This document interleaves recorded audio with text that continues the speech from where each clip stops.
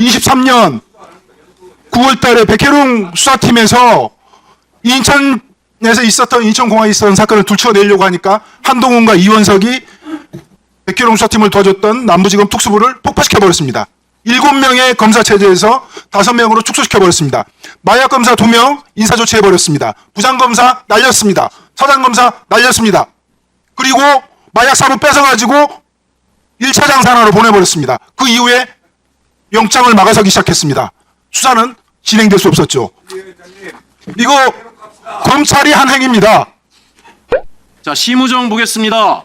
마약 게이트 은폐 이후에 승진해서 인천지검장에서 검찰총장으로 갔어요. 다음 PPT 주세요. 신준호 마약 게이트 은폐 이후에 승진해가지고 강력부 부장에서 차장검사로 갔습니다. 다음 PPT 주세요. 윤국권 부장검사 강력부 부부장에서 부장검사가 됐어요. 지금 인천세관 마약 사건 합동수사팀 단장을 보임하고 있습니다. 다음 PPT 주세요. 김현실 마약 게이트 은폐 의혹 이후에 승진해서 부장검사에서 차장검사가 됩니다. 그래서 대검찰청 마약기획관 보임되고요. 이 구조 속에서 앞으로 어떤 마약 수사가 제대로 되겠습니까? 인천세관, 인천지검, 서울중앙지검에서 조직적으로 마약을 은폐했다는 사람들이 검찰의 주요 보직에 가서 다 승진해가지고 심지어 현재 마약 사건에 개입하고 있고 지휘하고 있는 게 맞죠? 그렇습니다. 합수팀을 대검 마약조직부에서 지휘하고 있습니다. 거기 이문정 검사가 마약 수사를 하고 있는데 제가 볼 때 대검찰청 구석구석의 고위 간부로 마약 사건 은폐 의혹에 있는 검사들이 있는데 이 수사가 제대로 되겠습니까? 검찰이 이거 수사할 수 있겠어요? 어떻게 생각하세요? 도둑이 셀프 수사하는 거죠.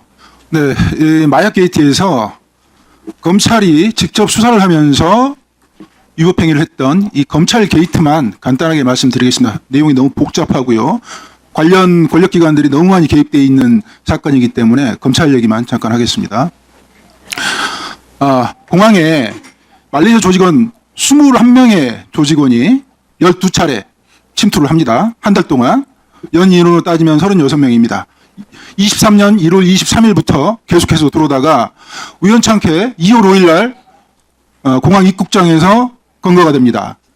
이 검거된 경위는 우리 나경민, 김정민 수사관이 얘기했듯이 기계적으로 일을 해서 검거가 된 거예요. 기계적으로 일을 했다는 것은 아무 생각 없이 근무한 게 아니고 배운 대로 원칙대로 했다는 얘기입니다. 선배들이 자꾸 말레이시아 조직원들 전자통관 시스템을 지우니까 이 사람이 그걸 보고 도저히 안 되겠다 싶어서 아피스를 걸었어요. 그런데 아피스를 걸었을 때 4명이 들어왔는데 1명만 검거되고 3명이 도망갔습니다. 3명이 도망간 사실을 인천지검 강력부 김현실 부장검사팀에서 빨리 인지를 하고요. 추적수사를 했습니다. 추적수사를 했는데 1시간 정도 추적수사를 하다가 그만뒀습니다. 그만둔 이유가 말레이시아 조직원들이 통과해서는 안 될 곳으로 통과했다는 사실을 바로 확인하는 그 순간이었습니다. 그걸 김현실 부장팀에서 심우정에게 보고했고 대검 컨트롤타워인 신봉수 그때 반부패 강력부장이었습니다. 바로 보고했습니다. 그때 이후에 이 사건이 진행되지 않았습니다. 기가 막힌 일이죠. 이걸 막을 수 있는 사람이 심우정이 인천지검장이 공항을 통제해서 막을 수 있습니까? 어림없습니다.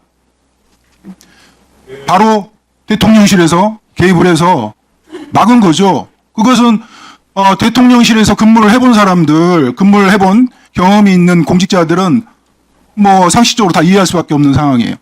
그런 상황에서 한동훈 법무부 장관이 다음날 메시지를 냅니다. 이 사실 알고. 한동훈이 2월 5일에 개입할 수도 있습니다.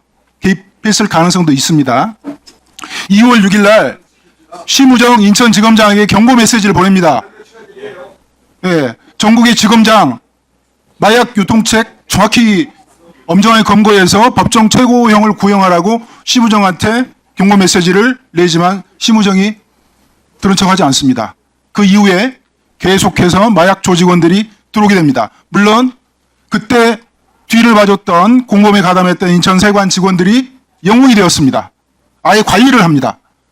그걸 지켜보다가 2월 27일 날 서울중앙지검에서 검찰이 이래서는 안 되겠다 싶었나 봐요.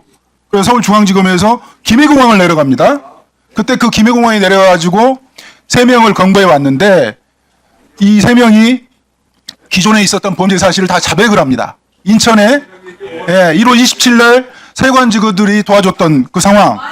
예. 그게 자세하게 개인적으로 불러서 증인의 네. 증언을 방해하지 마십시오. 최혁진 의원님, 최혁진 의원님은 추가 질의는 할 수 없고요. 증인은 계속된 발언을 계속하면 됩니다. 위원장이 허용하는 겁니다. 마약 조직원들이 이전에 들어왔던 사실들을 모두 자백을 하는데 조용히 하세요. 조용히 하세요. 자, 진행하십시오. 네. 진행하십시오. 국가 안보와 국민의 생명과 안전이 걸린 문제입니다. 좀 들어주십시오. 마약까지 막으려고 그래? 아니 누가 마약까지 막으려고 그래요? 분위기 지하면서 마약범 접촉이 그렇게 많이 많아요? 시간을 줘야죠. 시간을 많이 자, 서영교 의원님, 네, 대꾸를 하지 마세요. 자, 증인한테 집중해 주세요. 중앙지검에서 뜬금없이 김해공항에 내려와서 3명을 검거를 하죠. 검거를 해왔는데 그 말레이시아 조직원들이 자백을 해버린 겁니다. 그때 들어왔던 사안들을. 그리고 세관 직원들이 도와줬던 사실들을 자백을 하는 거예요. 근데 그런 것들을 덮어버렸죠. 중앙지검에서는 나중에 수사를 하면 어떻게 해야 되겠습니까? 말레이시아 조직원들 드러난 사실이 12차례 21명의 조직원이 계속해서 침투를 했는데 그 사건을 수사를 해야 되겠죠. 그 사건에 말레이시아 조직원에 가담했던 공범들, 세관 직원들을 검거해서 수사를 해야 되겠죠. 그리고 더 중요한 게 있습니다. 세관 직원들을 덮어줬던, 축소 은폐했던 인천지검 강력부 김현실 부장팀, 차장검사, 심우정 지검장을 체포해서 수사를 해야죠. 그게 검찰의 존재 이유입니다. 근데 왜 안 했을까요? 대검 컨트롤타워에서 이 사건을 단절을 시켰어요. 나중에 드러나지 않도록 덮어놨어요. 아주 어지럽혀 놨습니다. 그걸 확인하는데 제가 6개월에서 7개월 걸렸습니다. 그걸 한동훈, 이원석, 송경호 개입했습니다.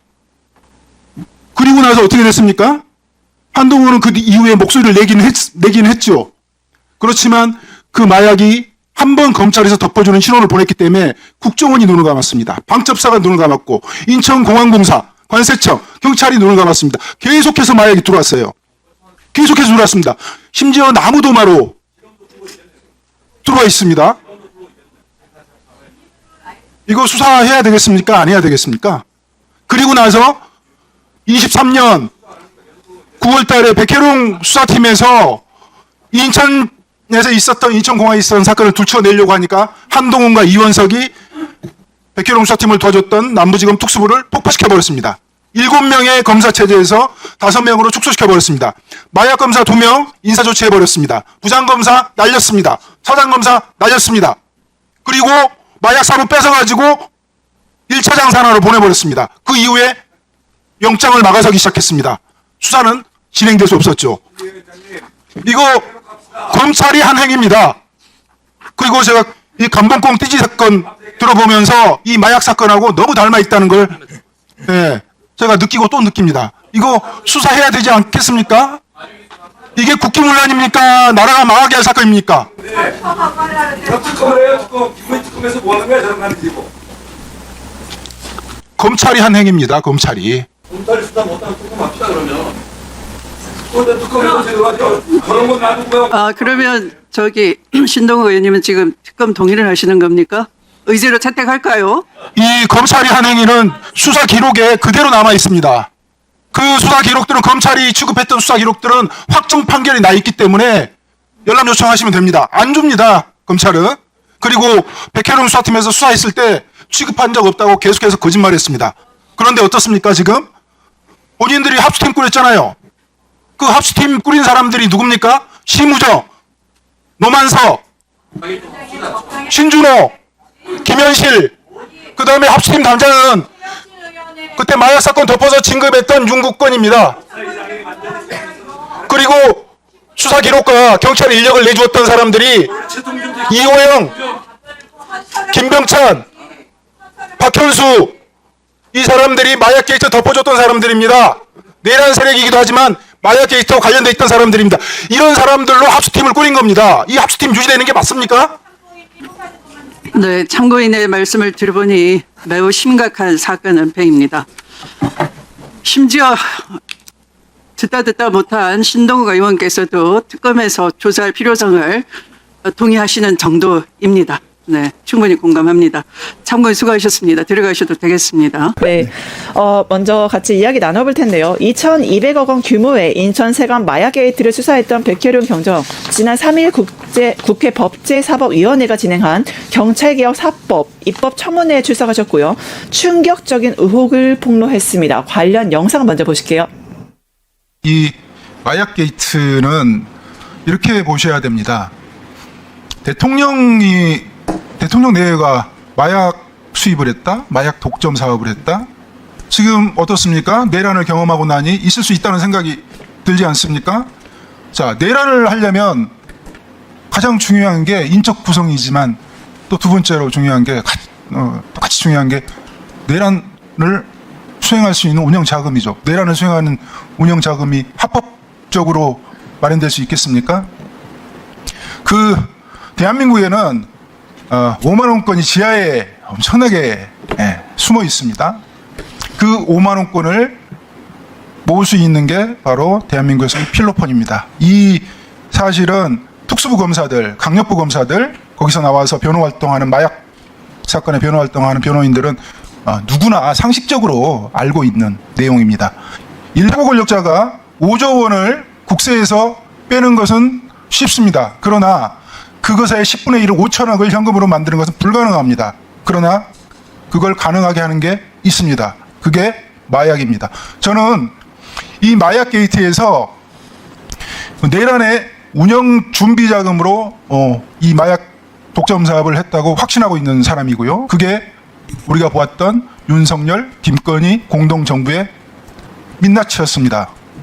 네, 저도 변호사지만 어떤 사건에 대해서 의뢰인한테 얘기를 들으면 이게 정말 큰 사건이다. 이제 사회를 뒤흔든 이태원 사건이 좀 그랬거든요. 맨 처음에 제가 제보 받았을 때 아마도 이제 경정님께서도 윤건희 마약 게이트 의혹 맨 처음에 이렇게 듣고 그다음 본인 직접 체험하고 그 현장에 있으면서 이게 보통 사건이 아닌데 너무 크다. 이거 정말 어떻게든지 내가 뭔가를 해봐야겠는데 이런 어떠한 결심이 들거나 생각이 드시는 그런 모먼트가 있었을 것 같아요. 네. 이 사건 말레이시아 조직원들을 검거하면서 네. 위험하다. 위험하다. 네. 그러니까 말레이시아 조직원을 검거하는 게 그게 처음이었나요? 그러니까 왜 위험하다는 생각이 드셨을까요? 말레이시아 조직원을 검거했을 때 네.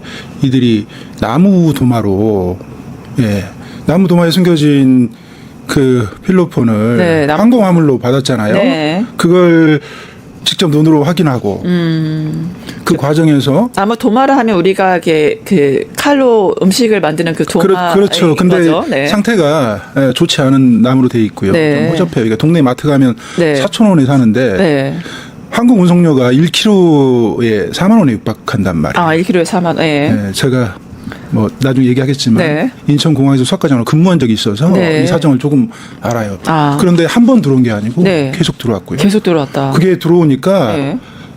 100kg을 세상에 이태원 참사 난 그 곳에서 200여 미터 떨어진 곳으로 200m 네. 정말 가까운 근거리네요. 네. 받을 사람만 수치인만 정해지면 무조건 보내는 거예요. 그런 상황을 제가 확인을 했잖아요. 그러면 이게 이태원 참사랑도 좀 연관이 있다고 봐야 되나요? 그 정도면? 저는 그때 뭐 이렇게 전율을 느끼고 네. 굉장히 충격을 받았는데 네. 공항이 열렸다는 얘기잖아요. 공항 자체가 열렸죠. 그래서 전 국민이 충격이었죠. 네. 탐지기원도 그때 제대로 없이 공항이 열렸다. 이게 말이 되냐. 항공화물은 100% 검색대를 지나야죠. 네, 지나가게 통과해야죠. 돼 있는데 100% 확인이 되는 그렇죠.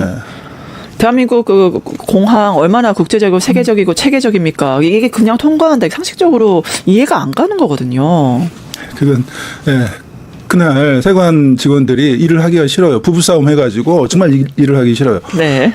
그렇게 눈을 감고 있어도 전자통관 시스템이 네. 확인을 해가지고 경고 네. 메시지를 띄워준단 말이에요. 어차피 시스템 자체가 그 구축이 되어 있다. 그럼요. 그리고 거기에 구성원이 있어요. 막강한 구성원이 있죠. 마약견이 그렇죠. 마약견이 있죠. 마약견이 그 세관 직원들 3교대 하거든요. 네. 같이 3교대를 해요. 왜냐하면 핸들러가 네. 같이 근무를 해야 되니까. 네, 네. 근데 그 마약견이 있었으면 당연히 이것은 뭐 가까이 가지도 않고 네. 충분히 발견되는 그런 사안인데 마약견도 빼버려요. 빼버렸죠. 그리고 이런 사안은 국정원이 모른다면 저 기가 막힌 일인데 네. 예, 국정원이 관세청과 처음부터 협업해서 공항을 열어줬다. 네. 말씀드립니다. 네, 결국에는 이제 국정원과 관계 기관들이 같이 합심해서 열어준 인천공항인데, 참 쉽지 않은 걸 여쭤봐야 될 것 같습니다.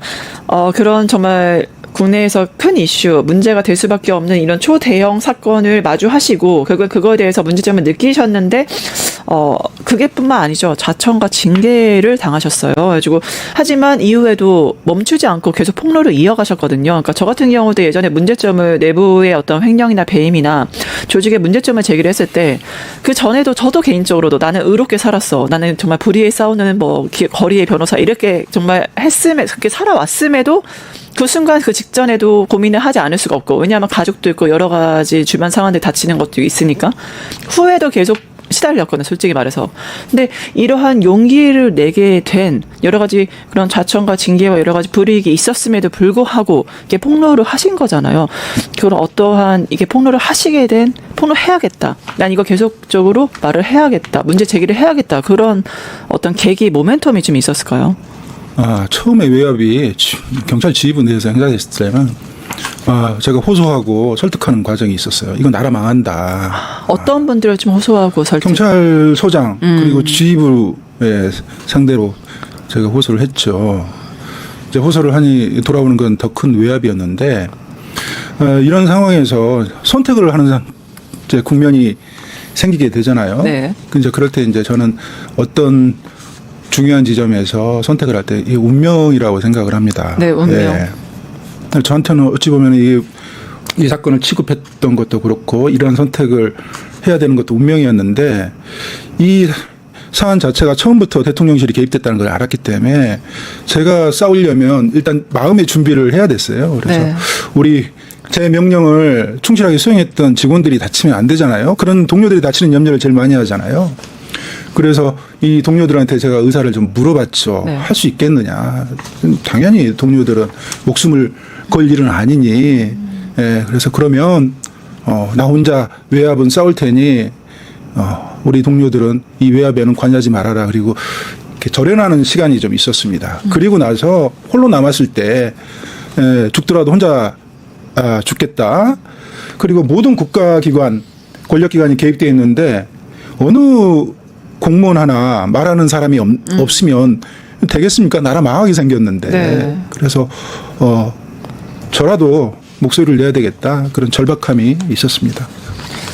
네, 결국에는 주변에 가까운 동료조차도 두려워하고 외면했던 사건인데 그거를 이제 끝까지 정말 초반에는 그럴 수 있어요. 나는 불의한 거는 그 마음이나 정의로운 마음에서 그렇게 할 수 있지만 이게 몇 년간 계속 이어간다는 것은 무엇인가의 강한 신념이나 본인만의 소신이나 철학이나 그 어떤 것이 있기 때문에 저는 가능하다고 보거든요.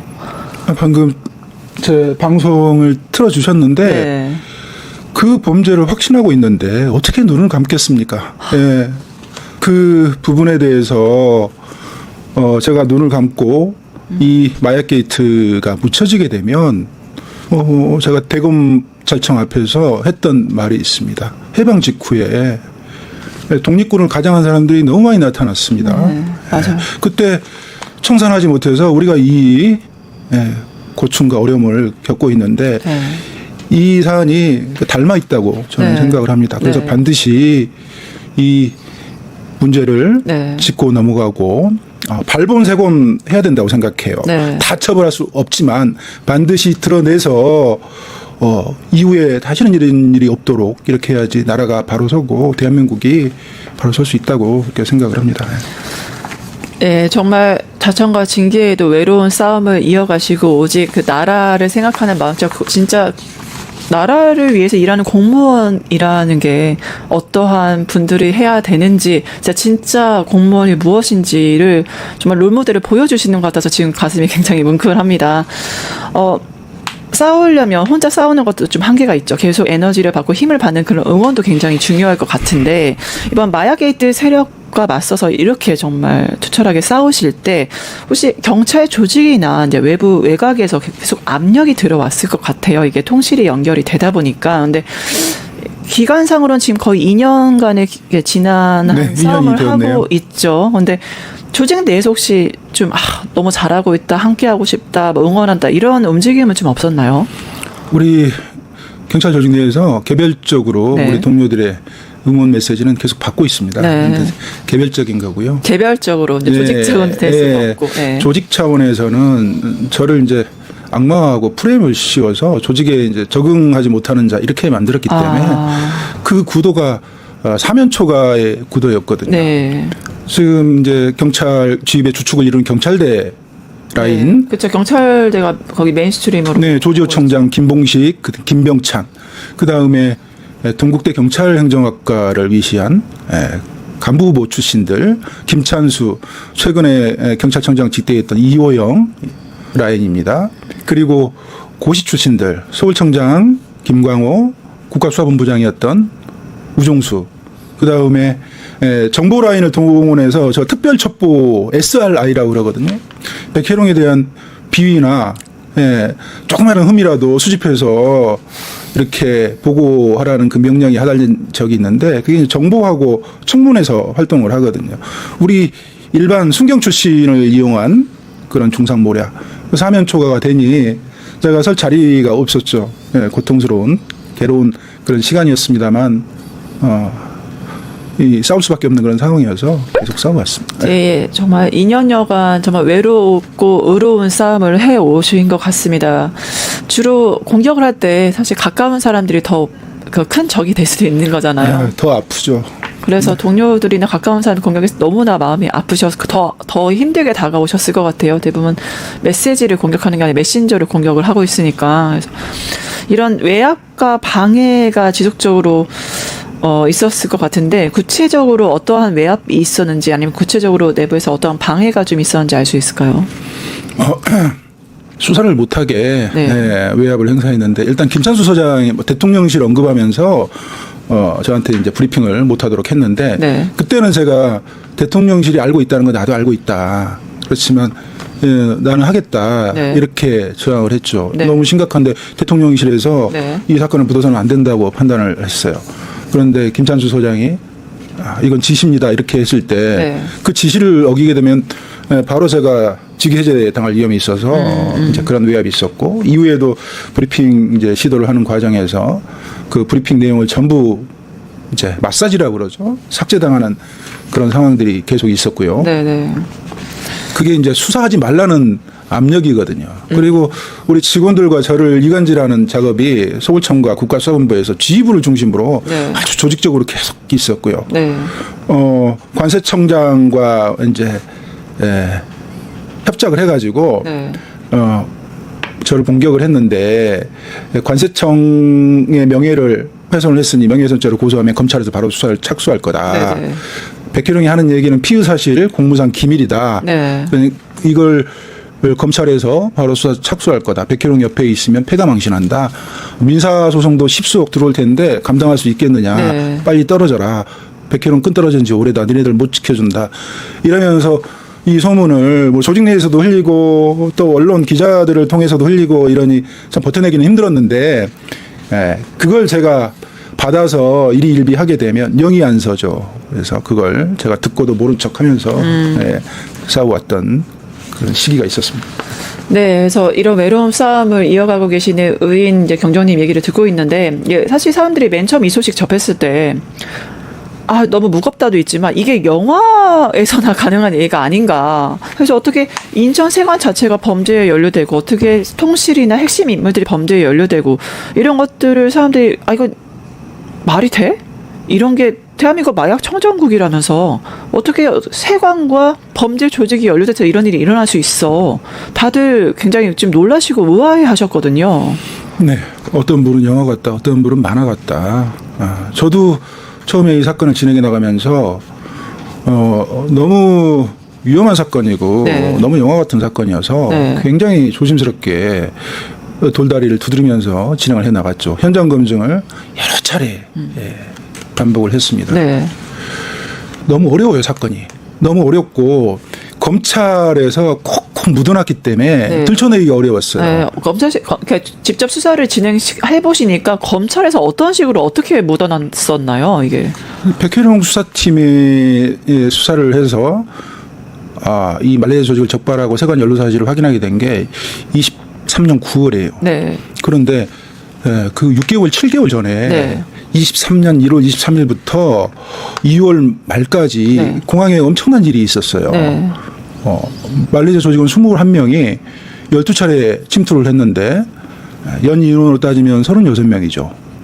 근데 그게 우여곡절 끝에 검거된 사건이 2건이 있었는데 네. 그때마다 그 사건을 덮어버렸어요. 근데 그 사실을 확인하는 과정이 굉장히 어려웠죠. 검찰에서 우리는 사건 취급한 적 없다. 비밀에 붙였고요. 마치 그 사건이 존재하지 않는 것처럼 속였거든요. 했다는 거군요. 그리고 관세청은 우리는 그런 사건 취급한 적 없다. 존재하지 않는 것처럼 속였어요. 그렇게 한 7, 8개월을 속이다가 국회에 행안위 24년 8월 20일 청문회 때 그 즈음에서야 감출 수 없으니까 우리가 이런 사건을 취급해서 성과를 올렸다. 이러면서 윤색을 하면서 마약과의 전쟁에서 우리가 이렇게 잘 해왔다 이렇게 얘기한 건가요, 결국엔? 그렇죠. 치적으로 그걸 포장한 거예요. 네, 국회에서 그렇게 자료 제출하면서 이제 흑색 선정 거짓말을 하기 시작하면서 우리가 이 성과를 냈다. 오히려 그때는 덮었었는데 마치 성과인 것처럼 어차피 드러났으니까. 네, 근데 제가 그 어렵게 이 검찰과 싸우고하면서 그 기록을 입수를 했잖아요. 네. 물론 이제 우리 직원들이 저한테 이제 뭐 닥달을 당했죠. 기록 가져오라는 얘기를 아침에 출근하면 제가 매일매일 했었거든요. 영장이 막혔으니까 기록이라도 가져와라 그러면서 직원들을 독려하고 다그쳐서 인천지검이 취급했던 사건 기록, 중앙지검이 취급했던 사건 기록, 그다음에 관세청이 스스로 보고서를 만들어요. 공범에 대해서, 공범 혈통에 대한 보고서. 이걸 어렵게 입수해가지고 제가 표를 작성해서 그때부터는 이제 물어보기 시작하죠. 네. 검찰에, 네. 관세청에. 근데 그때마다 모른다 우리는. 지금도 한동훈 씨는 모른다고 그러잖아요. 네. 제가 알게 해드리려고 그럽니다. 네, 앞으로 그 표로 정의하고 이런 것들 현실적으로 하셔서 이제 모른다고 외면하는 그런 진실에서 빠져나올 수 없도록 굉장히 많은 준비를 하고 계신 것 같아요. 근데 한동훈도 한동훈인데 많은 사람들이 충격받았던 게 또 있었죠. 바로 경찰개혁 입법청문회에서 윤석열, 김건희가 마약 사업을 했을 거다. 이게 내란과 연관돼 있다 증언을 하셨습니다. 이게 그냥 뭐 일개 관료가 아니라 어떠한 정부 부처 관계자가 아니라 바로 VIP1, VIP0가 여기 직접 연루가 돼 있었고 내란과 연관돼 있었다. 너무나 전 국민적인 충격을 안겨줬거든요. 이거는 좀 어떻게 보고 계실까요? 네, 이게 사건을 진행하면서 시간의 추이에 따라서 제 인식이 조금 달라졌어요. 인식이 달라지셨군요. 네, 23년 9월 10월경에는 이런 인식이 있었죠. 세관 직원들이 연루가 됐는데 공범으로 가담을 했는데 이들이 윤건희 네. 일가와 굉장히 가까운 사이여서 그리고 뭐 평택항이나 이런 등지에서 좀 관세 포탈을 하는데 좀 도와줘서 집사 역할을 해서 이들을 구명해야 되겠다라는 인식이 좀 있었어요. 그래서 이들을 구해주기 위해서 그렇게 무리수를 뒀나 그렇게 인식을 했는데 이 사람들을 초창기에 구명을 해줬으면 네. 그 이후에 범죄는 없어야 되는데 네. 23년 2월 5일 날 이 사람들의 범죄가 검찰에 의해서 적발이 됐는데 네. 그 다음 날부터 수사가 진행이 안 됐단 말이에요. 그 다음 날부터는 이 사람들이 영웅이 돼버렸어요. 네. 뒷배에 V1, V0가 있다는 사실이 알려지니까 이 사람들이 영웅이 돼서 아예 마약 조직원들을 관리를 해요. 알림이라는 그 지금 쓰지 않는 제도가 있는데 자기만 알겠다고 그 전자톡한 시스템을 관리하는 정보부속과 직원들한테 네. 문서나 이런 걸 보내가지고 이 조직원들은 마약이나 이런 걸로 밀수 이런 걸로 의심이 되니 내가 관리하겠다. 네. 이러면서 직접 관리를 해요. 그럼 못 건드리는 거. 계속해서 더 과감하게 들어오는 겁니다. 네. 그러면 구명은 벗어났죠. 그리고 나서 그 이후에 엄청난 양이 들어왔다는 첩보가 있었고요.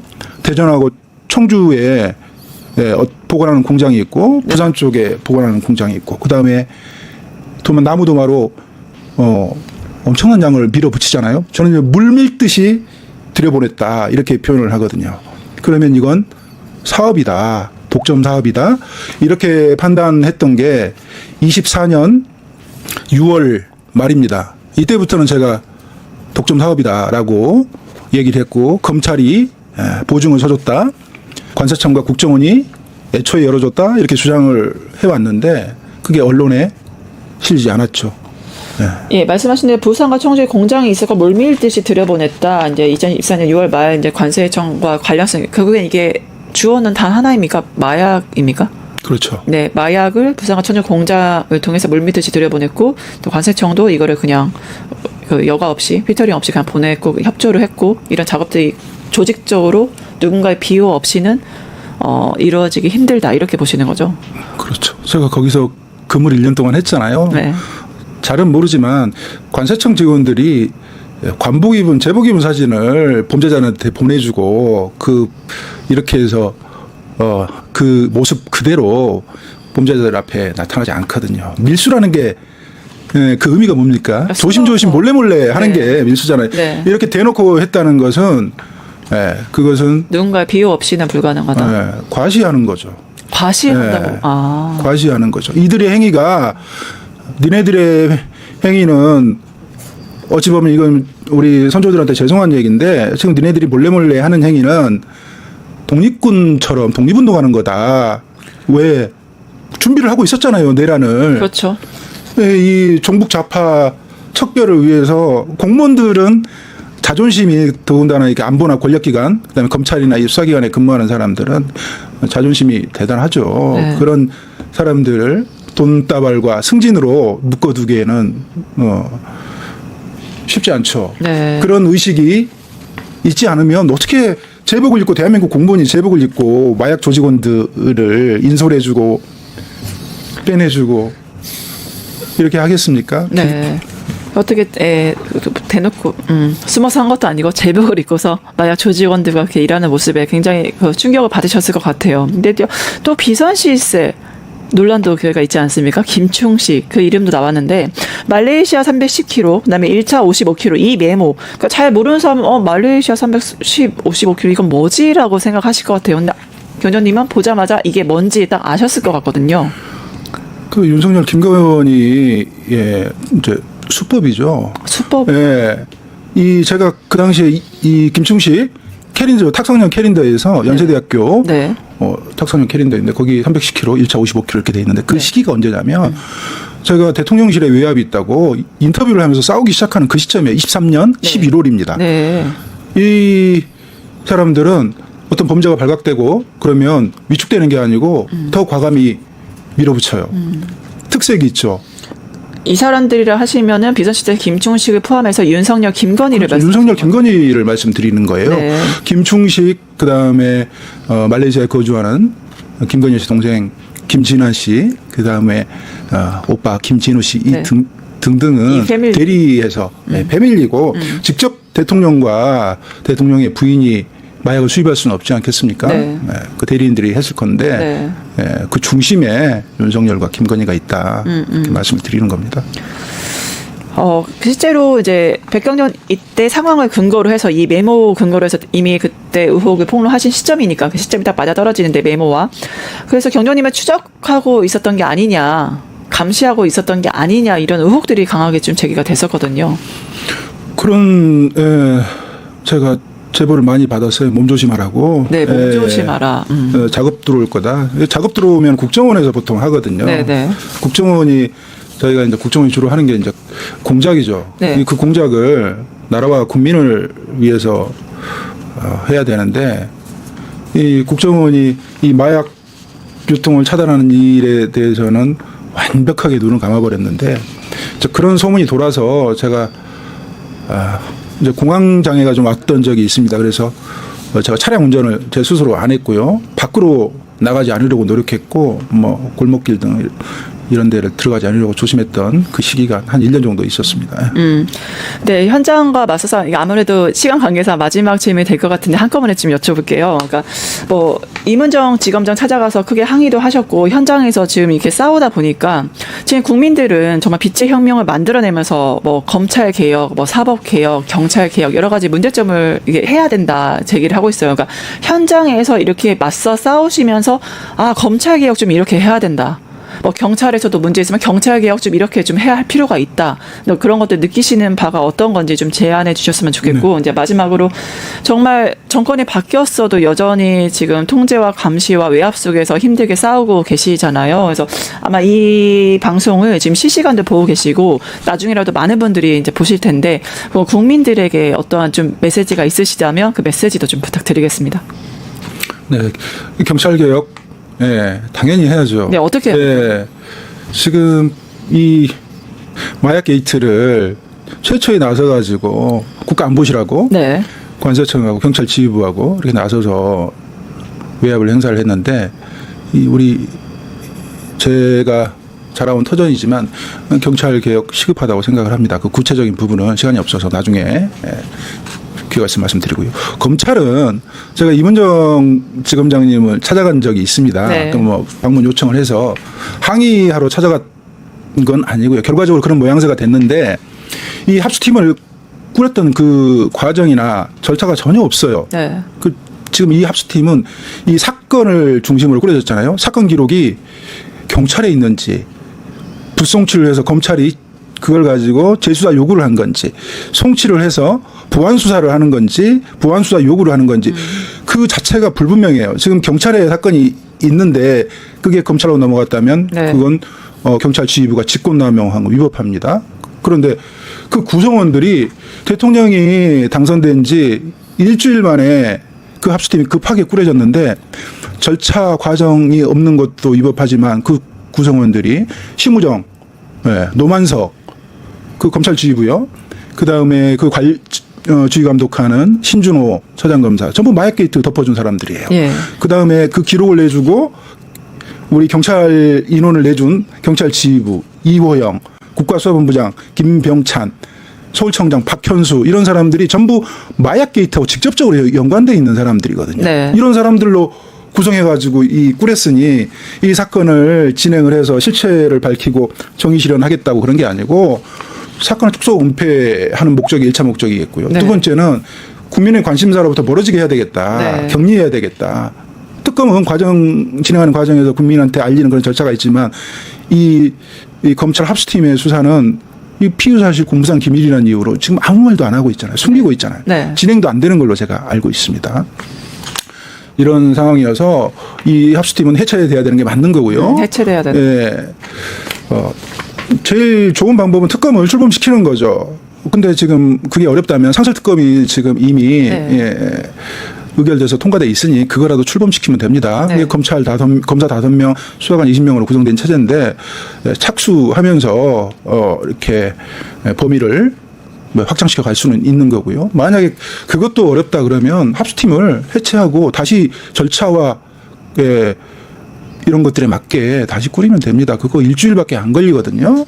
그런 상황이라는 점 말씀드리고요. 그게 이제 이문정 지검장의 수사 지휘권하고는 이제 별개다. 저하고 사실 이문정 지검장하고는 서로 친분이 좀 있고요. 네. 응원하는 사이인데 지금 아주 이렇게 얽혀 있잖아요. 복잡하게. 두 분 다 이제 조직의 문제에 대한 내부 고발을 하신 용기 있는 의원이시죠, 네. 네. 자, 그런 점이고요. 저 이제 마지막으로 이제 국민 여러분께 이제 말씀드리는 것은 제가 이 대통령 내가 이 마약 독점 사업을 했다 이렇게 주장한 지는 오래됐습니다. 근데 그게 계엄과 내란으로 이어졌기 때문에 그 계엄과 내란의 운영 준비 자금으로 돈입 현금이 필요했을 거다. 이렇게 보는 건데 그 부분들에 대해서 네 추정이냐 이렇게 물어보시는 분이 많아요. 네. 수사관은 추정을 함부로 얘기하지 않습니다. 확신이 있기 때문에 모든 정황 증거들이 있어요. 예. 윤석열, 김건희 공동정부를 한번 보십시오. 처음에 윤석열 탄생할 때 어떻게 했습니까? 예. 그 검찰개혁에 적극 앞장서겠다 그래서 국민을 속였잖아요. 그리고 나서 검찰개혁을 방해했죠. 수사권 가지고 보복하면 그게 깡패지 검사냐 이렇게 국민들 앞에 발표를 했습니다. 어떻게 했습니까? 그 수사권 가지고 사냥하듯 정치적 경쟁자들을 죽였죠. 그리고 나서 나중에 도이치모터스로 공격을 받으니 자본시장 교란하는 행위 엄단하겠다 그러면서 삼부토건 지금 얘기 나오는 거고요. 국회의원들이 국회에서 계엄한다는 얘기가 지금 들려오고 있다. 니네들 계엄하지. 이러니까 어떻게 합니까? 삼척동자도 그런 말은 안 속는다. 누가 어떤 군인이 따르겠냐. 실제로 계엄을 하잖아요. 이 마약 사업이 그렇습니다. 마약 사업. 네. 예. 우리 미래 세대의 안전을 지키기 위해서 마약과 전쟁을 선포하면서 꼭 승리해달라고 그랬잖아요. 네, 네. 근데 미래 세대의 안전은 관심 없는 거예요. 사실은 미래 세대에게 마약을 수입해서 판매할 목적이었던 거죠. 사회적 혼란을 조성하려고 그렇게 기획을 했던 거고요. 그다음에 마약과의 전쟁에서 꼭 승리해달라는 것은 그것은 마약과의 전쟁에서 승리해달라는 걸 진실로 믿고 하면 가만두지 않겠다. 그런 결과론적으로 그렇게 됐잖아요. 네. 윤석열과 김건희의 앞에서 말하는 것과 그들의 행적을 보면 전혀 정반대입니다. 이걸 우리가 이제 표리부동 그러는데 젊은 친구들이 그러더라고요. 겉바속촉이라고 그러더라고요. 네, 제가 이제 국민 여러분께 부탁드리고 싶은 말씀 전해드리겠습니다. 네. 응원해 주셔서 너무 감사하고요. 제가 여기까지 올 수 있었던 그 힘의 근원은 국민 여러분들께서 응원해 주신 그 작은 메시지, 그 댓글 하나, 공감을 표현하는 그런 좋아요, 이렇게 하트 표시 이런 것들이었습니다. 제가 이 사실이 드러내야 되는데 너무너무 지금 어려운 사정에 좀 처해 있어서 이 수사가 진행이 안 되면 어떡하나 걱정스러운 마음으로 제가 페이스북을 열었고요. 그다음에 팩트체크라고 유튜브 채널을 개설을 해서 이 마약 게이트 관련 내용들을 계속 이렇게 업로드하고 있으니까 관심 가져주시고요. 내용을 좀 이해해 주시고 너무 어려우니까 그 내용을 좀 세심하게 좀 살펴봐 주시고 계속 응원해 주시면 지치지 않고 한 발씩 한 발씩 두벅두벅 나아가겠습니다. 네.